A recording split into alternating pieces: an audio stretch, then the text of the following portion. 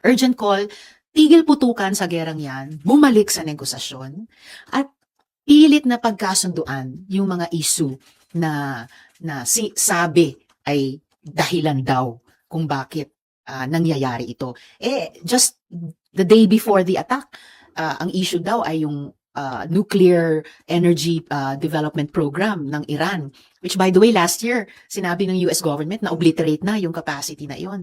Biglang the day of, hours after the attack started, naging regime change, no? So pero kung ano man yung totoong at yung pagdadahilan ng mga issues, basta tigil putukan muna, i-secure yung kaligtasan ng dumadaming taong nanganganib, pati yung ating mga kababayang Pilipino, bumalik sa negosasyon.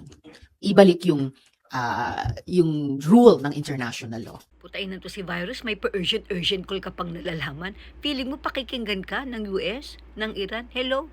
Sa Pilipinas nga walang nakikinig sa'yo.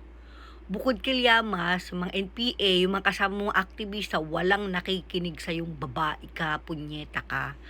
Nakakaloka, may nalalaman ka pang ceasefire, tigil putukan leche.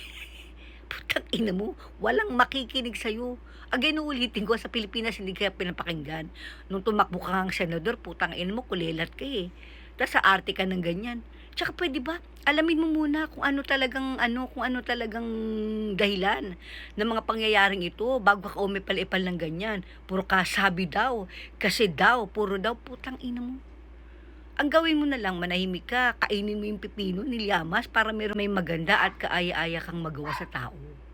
Diba? Ngayon, ceasefire, tigil putukan.